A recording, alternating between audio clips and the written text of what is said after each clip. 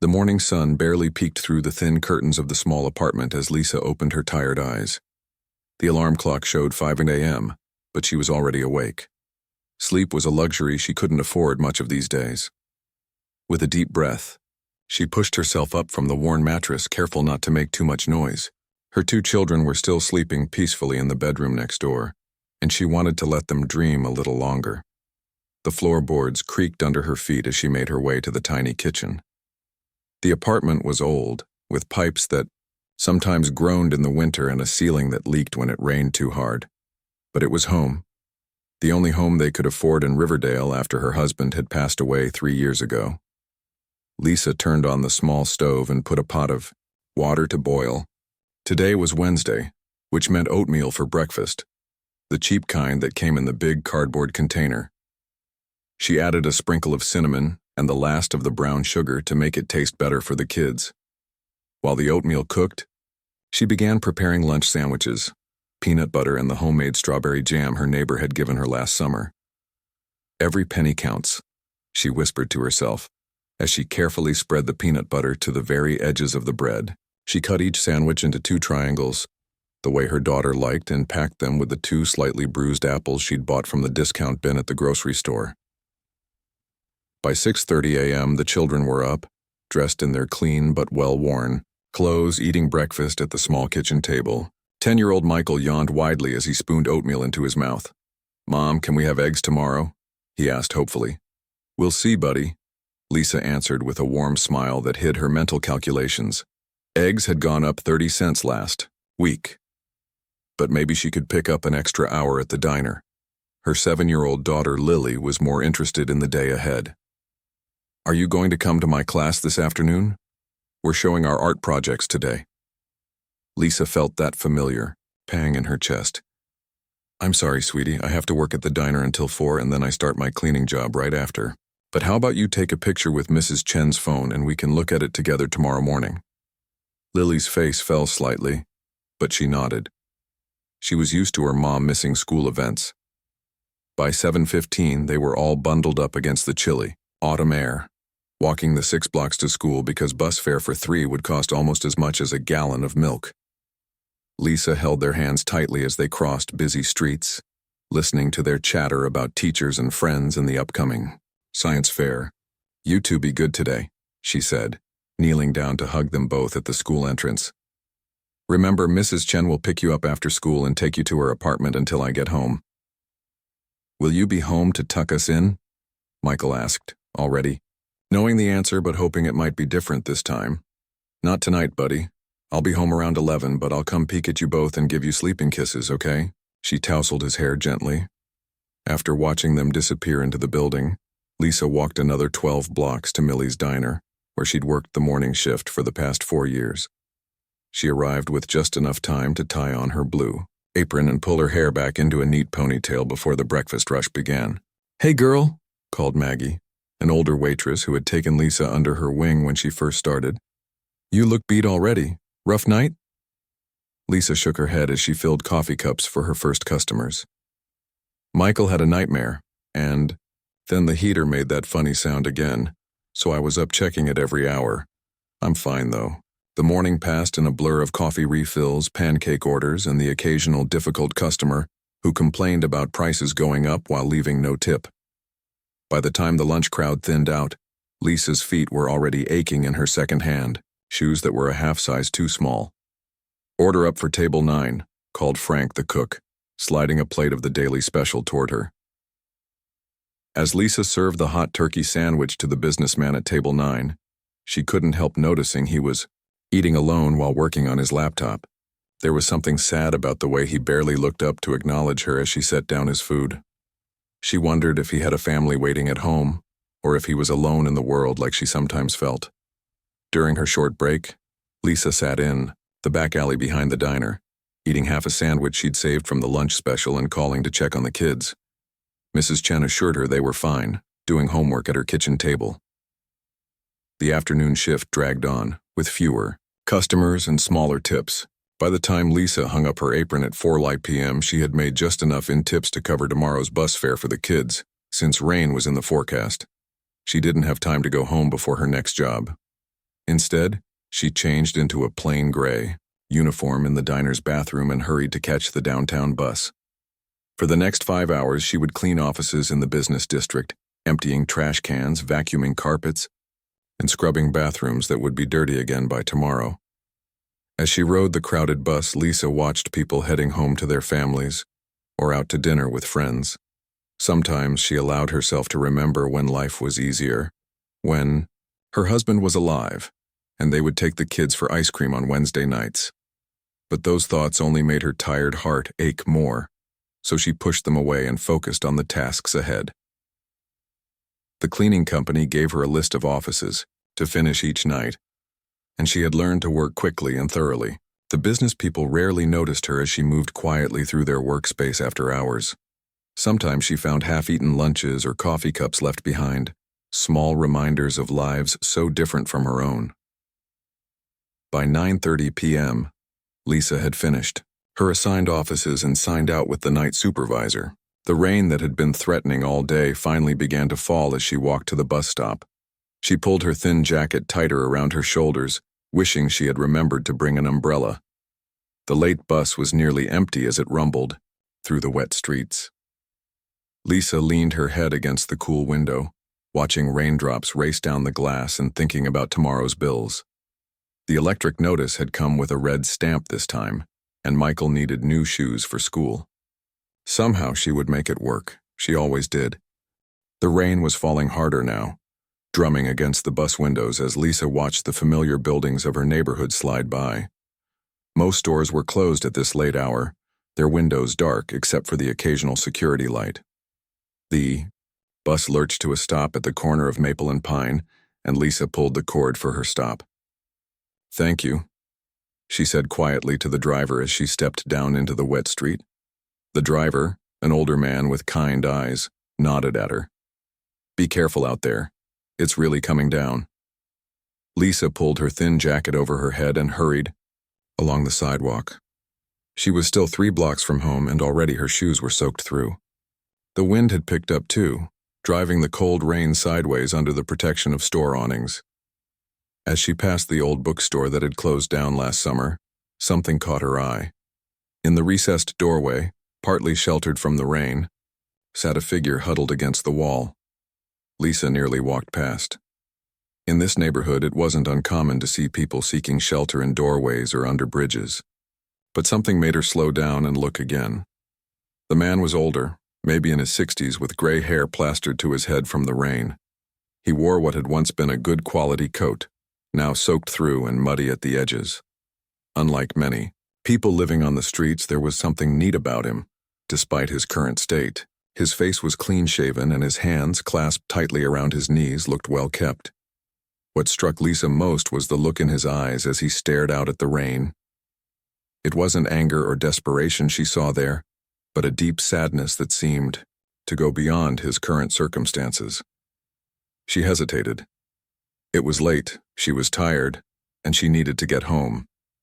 Mrs. Chen would be wanting to go to bed, and Lisa still had to prepare things for tomorrow morning. But the wind gusted suddenly, sending a shower of cold rain into the doorway where the man sat. He shivered visibly but made no move to find better shelter. Before she could talk herself out of it, Lisa approached the doorway. "Excuse me," she said gently. "Are you all right?" The man looked up, startled as if he hadn't noticed her standing there. Up close, Lisa could see that his eyes were a clear blue, intelligent and somehow familiar, though she was certain they'd never met. "I'm fine, thank you," he replied, his voice cultured and surprisingly strong. "Just waiting out the rain." Lisa glanced at the sky.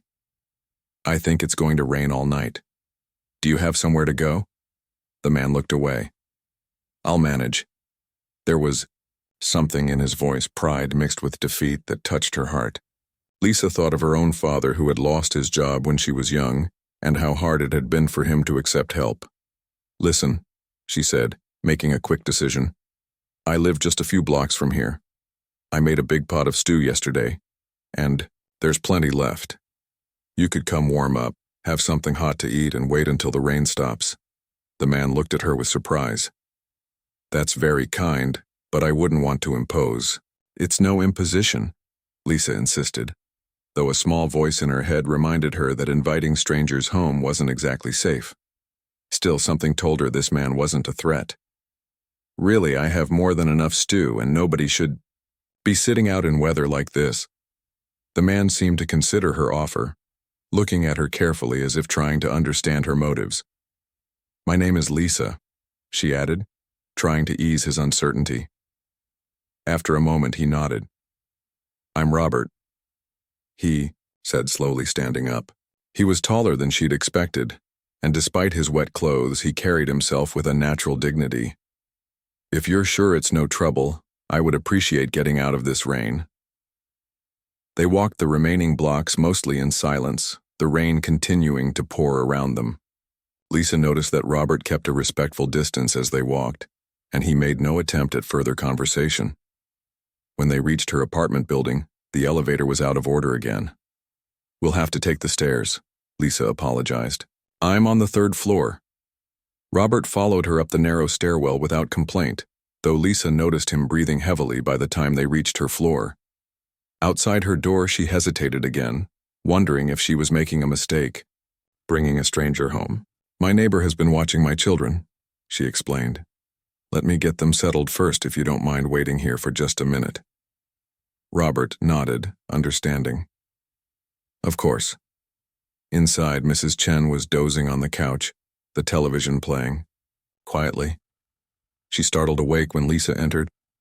So sorry, the older woman said, gathering her things. The children are sleeping. They did homework and had the leftover rice for dinner.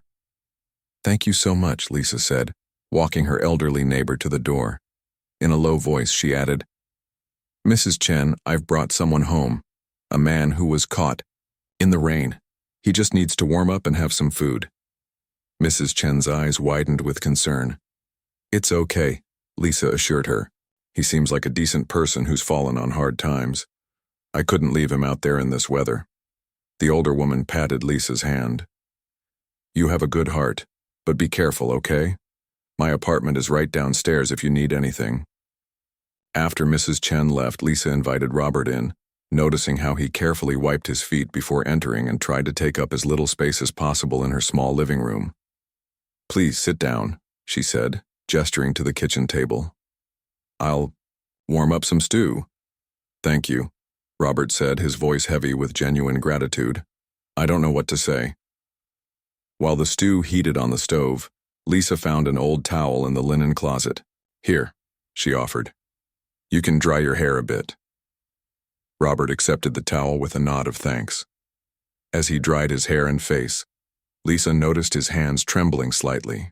From cold or emotion, she couldn't tell. The kitchen soon filled with the rich smell of beef stew. Lisa ladled a generous portion into a bowl and placed it before Robert, along with a thick slice of homemade bread, the last of what she had baked on Sunday when the electricity was working properly. This smells wonderful, Robert said, but he didn't begin eating right away. Instead, he looked at Lisa with those clear blue eyes. Why are you doing this? Helping a stranger?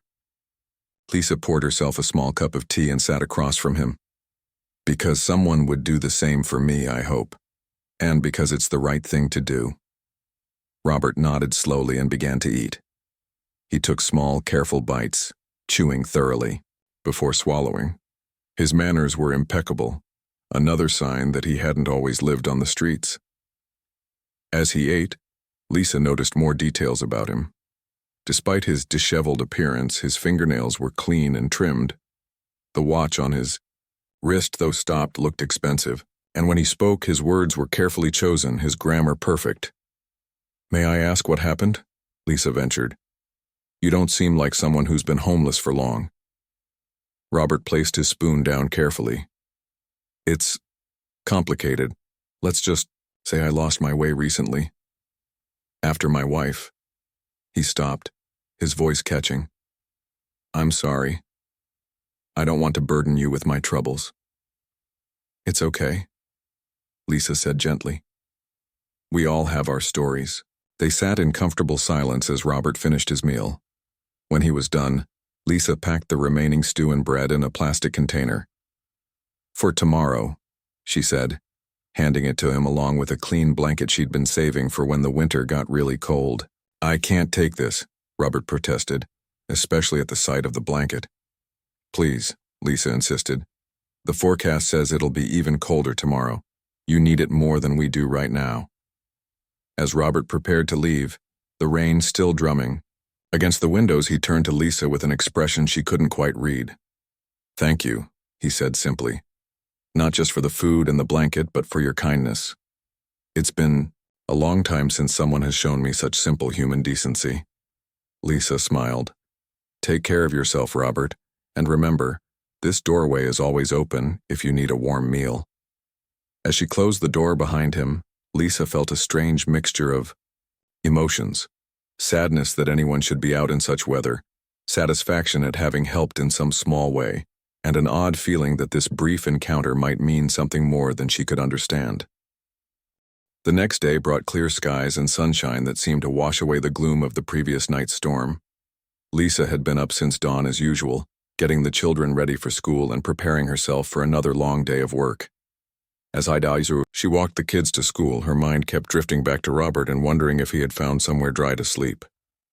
Mom, you're not listening, complained Michael, tugging at her sleeve. I'm sorry, honey, what were you saying? Lisa smiled down at her son, pushing away thoughts of the mysterious stranger. I said Mrs. Wilson is taking our class to the Science Museum next week, but it costs $12. Michael repeated, his eyes hopeful. Lisa felt that familiar twist in her stomach. $12 was almost a full hour's wages at the diner. Let me see what I can do, okay? I'll look at our budget tonight. After dropping the children at school, Lisa hurried to the diner. Thursday mornings were always busy with business people, having breakfast meetings, and Lisa needed the tips. The morning passed in a blur of coffee refills and ordered tickets. By noon, her feet were already aching, but the tips had been good. Maybe enough for Michael's field trip after all. It was during the afternoon lull that Maggie nudged her, pointing toward the door. Isn't that the new guy who bought out the Flackwood building downtown? The millionaire everyone's been talking about? Lisa glanced up to see a well-dressed man in an expensive suit being seated in her section. Something about him seemed vaguely familiar, but she couldn't place it. Probably just another businessman passing through town. Better give him good service, Maggie whispered. Those types can leave big tips when they're happy. Lisa approached the table with her usual friendly smile. Good afternoon. Welcome to Millie's. Can I start you off with something to drink? The man looked up, and Lisa froze. Those clear blue eyes, she recognized them immediately, though everything else about him had changed. It was Robert, the man from the doorway, but transformed. His gray hair was neatly combed, his face clean-shaven, and his clothes were clearly expensive and tailored to fit. He seemed equally surprised to see her. Lisa, he said softly, her name sounding different in his voice now, more assured, less apologetic. Robert? She managed to say, her hand gripping her order pad too tightly. I almost didn't recognize you. A slight smile touched his lips. I clean up well, it seems. Lisa struggled to make sense of the transformation. Had she been tricked? Was last night some kind of joke? Your coffee's on me, she said finally, not knowing what else to say, and hurried back to the kitchen. What's wrong? You look like you've seen a ghost, Maggie asked, filling a coffee mug. Nothing, it's just, I think I know him, Lisa replied, trying to keep her voice steady. When she returned with his coffee, Robert asked if she had a moment to talk. Just a minute, she told him, looking around at her other tables. I'm working. He nodded, understanding. Of course, what time do you finish today? 4 o'clock, she answered, still confused by the whole situation. May I come by your apartment? Around 4:30? There's something important I'd like to discuss with you. His tone was polite, almost formal now. Lisa hesitated. Part of her wanted to refuse, feeling somehow deceived, but curiosity won out. All right, the kids will be home, though. That's fine, he said, and ordered a simple lunch that he barely touched before leaving a $50 tip. The rest of Lisa's shift dragged by as she wondered what Robert could possibly want to discuss. Had he pretended to be homeless just to see if she would help him? Was he some kind of journalist doing a story on human kindness? The questions kept circling in her mind. At precisely 4:30, there was a knock at her apartment door. Lisa smoothed her hair, still damp from the quick shower she'd taken after work, and opened the door. Robert stood there, looking every inch the successful businessman, but there was something hesitant in his posture. Beside him stood a woman in a crisp business suit, holding a leather folder. "Mrs. Lisa Thompson?" the woman asked formally. "Yes?" Lisa replied, suddenly aware of her worn jeans and faded t-shirt. "My name is Patricia. I'm Mr. Blackwood's assistant," the woman explained, gesturing to Robert. "May we come in?" Lisa stepped back, allowing them to enter. Michael and Lily watched wide-eyed from the small living room where they had been doing homework. "Kids, this is Mr. Blackwood," Lisa introduced, still not understanding what was happening. "And his assistant, Patricia. Why don't you finish your homework in your room while we talk?" Once the children had reluctantly disappeared into their bedroom, Lisa turned to her visitors. "I don't understand. Your name is Blackwood, not Robert?"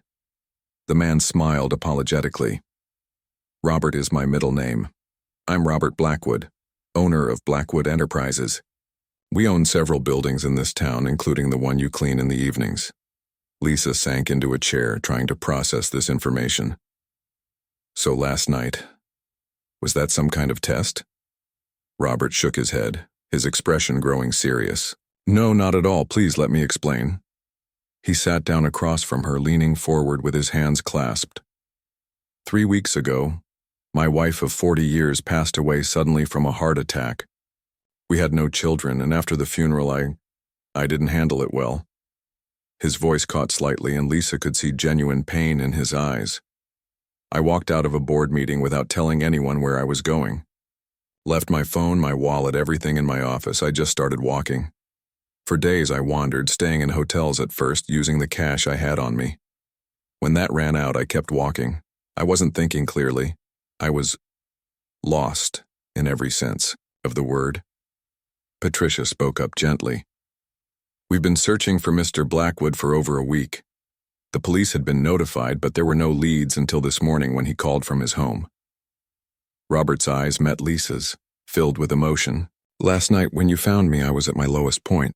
I hadn't eaten in 2 days. I was considering—" He paused, seemingly unable to continue. "You were thinking of ending things," Lisa said softly, understanding dawning. Robert nodded slightly. "And then you appeared, offering help to a complete stranger with no expectation of anything in return. You, who clearly had so little to spare, shared your food, your home, your kindness with me. It brought me back, Lisa. You reminded me that there's still goodness in this world." Lisa sat in stunned silence, unsure how to respond. This wasn't at all what she had expected. "Your simple act of kindness saved me," Robert continued, his eyes now glistening with unshed tears. "You treated me with dignity when I felt worthless. You showed me compassion when I thought the world had none left, and you asked for nothing in return." Patricia opened her leather folder and removed several documents. "Mr. Blackwood has asked me to present you with these offers, Mrs. Thompson." "Offers?" Lisa repeated, feeling overwhelmed. Robert leaned forward. "Lisa, I want to repay your kindness, though I know nothing could truly equal what you've given me. You've reminded me of what matters in life, and I'd like to help ease your burdens if you'll allow it." Lisa looked down at the documents Patricia had placed on her small coffee table, unable to fully comprehend what was happening. The man she had fed soup to in her kitchen last night, the man she had thought was homeless, was now sitting in her living room offering to change her life. It felt like a dream, the kind you're afraid to believe in because waking up would hurt too much. Lisa stared at the documents on her coffee table, her hands trembling slightly as she picked up the top page. The paper felt heavy and expensive, so different from the bills and past due notices that usually filled her mailbox. "I don't understand," she said quietly, looking up at Robert. "What is all this?" Patricia, Robert's assistant, cleared her throat professionally. Mr. Blackwood would like to make you 3 offers, Mrs. Thompson. Each one is outlined in detail in these documents.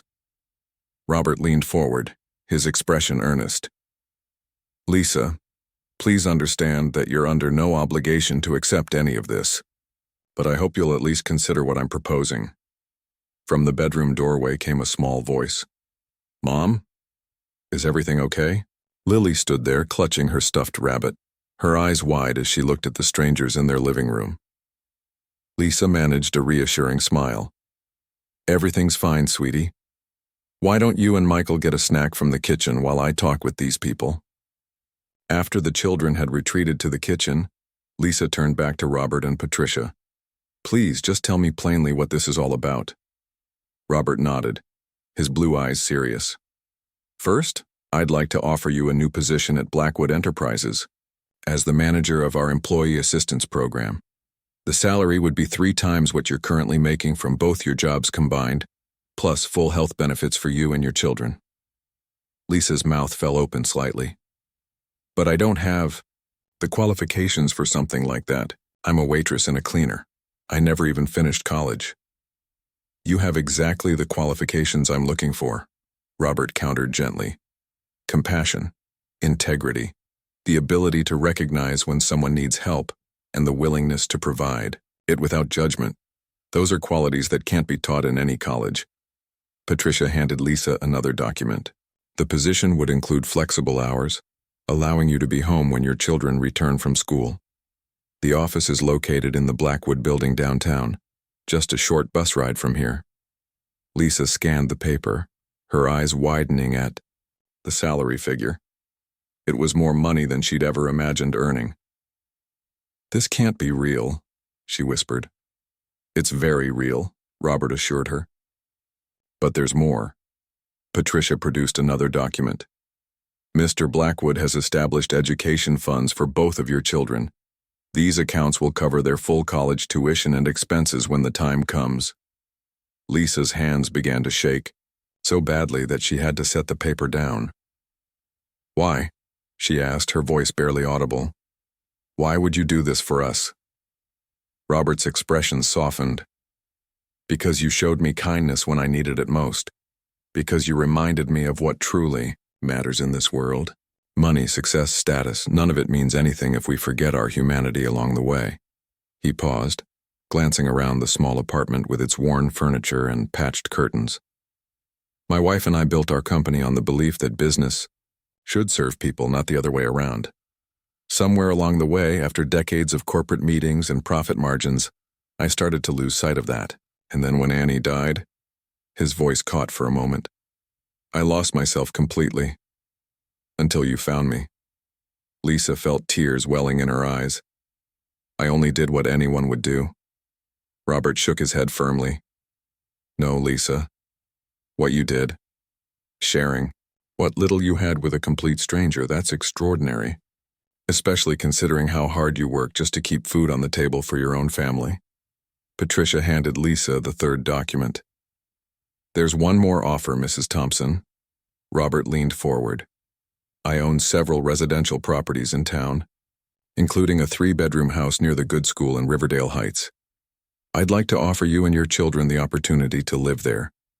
The deed would be in your name. Lisa's breath caught in her throat. A house? You want to give us a house? It's been sitting empty for months, Robert explained. It was one of the first properties my wife and I purchased when we started our company. We always meant to renovate it and sell it, but Annie had a soft spot for the place. She'd be happy knowing a family like yours would be living there. Lisa stood up suddenly, walking to the window to look out at the street below. Her mind was reeling. Just 24 hours ago, she had been walking home in the rain, worried about how to pay the electric bill. And now this man, this stranger, she had helped, was offering to completely change her life. This is too much, she said finally, turning back to face Robert and Patricia. I can't accept all this just for giving someone a bowl of soup. Robert stood as well, his tall frame, casting a shadow in the small living room. It wasn't just soup, Lisa. It was dignity. It was kindness without expectation. It was humanity at its best. And if my company and my wealth can't be used to recognize and reward those qualities, then what good is any of it? From the kitchen doorway came a small gasp. Michael and Lily stood there, a half-eaten apple in Michael's hand, their eyes wide as they listened. Are we really going to live in a house? Lily asked, her voice filled with wonder. With a yard? Lisa looked at her, children, seeing the hope in their eyes, then back at Robert. I don't know what to say, she admitted. Say you'll think about it, Robert suggested gently. Take a few days. Talk it over with your children. Patricia will leave her card, and you can call us when you've made a decision. Michael stepped forward, his young face serious. Mr. Blackwood, if we take the house, would my mom still have to work 2 jobs? Because I'd rather stay here if it means she could be home more. Lisa felt her heart swell with love and pride for her son. Robert smiled at the boy. That's a very good question, young man. And no, with the new job I'm offering your mother, she would only work during the day while you're at school. She'd be home every evening to have dinner with you and help with homework. Lily bounced on her toes. And would I get my own room? I've never had my own room. Lily, Lisa cautioned, we haven't decided anything yet. Patricia smiled, the first real emotion she had shown. The house has 3 bedrooms, so yes, you would each have your own room. Lisa sank back into her chair, overwhelmed. This doesn't happen in real life, she said, half to herself. People don't just show up and change everything. Robert sat down across from her again. Sometimes they do, Lisa. Sometimes life takes unexpected turns. I never expected to find myself sitting in a doorway in the rain, having lost all hope.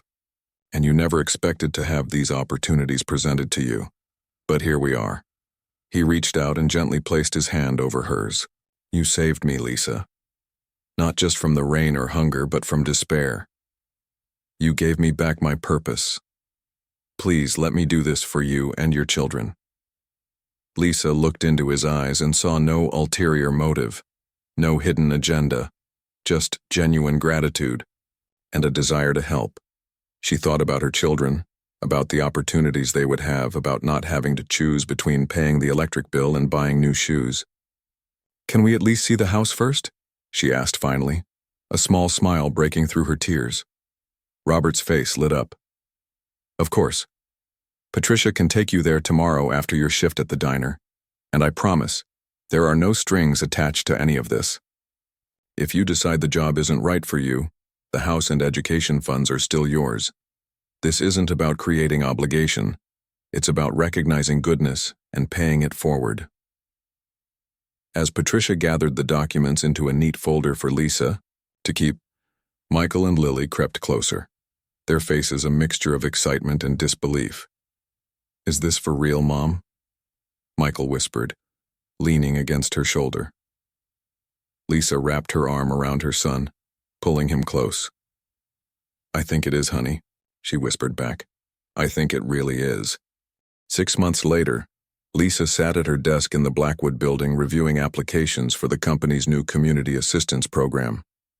Through the large window beside her, she could see the park across the street where office workers enjoyed their lunch breaks on benches beneath tall oak trees. The spring sunshine filled her spacious office with warm light, so different from the fluorescent glare of the diner where she had worked for so many years. Her desk phone rang, and she picked it up with a smile. Lisa Thompson speaking. The board just approved the expanded budget for the Food Security Initiative. Robert's voice came through the line, warm with excitement. We can begin serving dinners 5 nights a week instead of 3. That's wonderful news, Lisa replied, making a note on her calendar. I'll call the volunteer coordinator right away. Are we still on for dinner Friday? Robert asked. The kids mentioned something about a science project they want to show me. Absolutely. Michael has been working on it all week. He's turning our kitchen into a laboratory. After they hung up, Lisa leaned back in her chair, still sometimes amazed at how much had changed. The first few weeks in her new position had been challenging. She had worried that the other employees would resent her, this former waitress who had seemingly appeared out of nowhere to take a management position. But Robert had introduced her with such genuine respect, explaining how her compassion and insight would help shape the company's new focus on employee and community welfare, that even the most skeptical executives had given her a chance. And she had proven herself. Drawing on her own experiences of struggling to make ends meet while raising 2 children, Lisa had designed programs that actually helped people in meaningful ways. The Employee Emergency Fund she had created had already helped 3 families avoid eviction. The flexible work schedule policy she had championed had allowed parents to attend their children's school events without fear of losing their jobs. A knock at her office door pulled her from her thoughts. "Come in," she called. Patricia entered, carrying a stack of folders. In the months since that life-changing afternoon, Robert's assistant had become both a mentor and a friend to Lisa, patiently teaching her the workings of corporate life. "The final numbers for the community kitchen's first quarter," Patricia announced, placing the folders on Lisa's desk. "I think you'll be pleased." Lisa opened the top folder and scanned the report.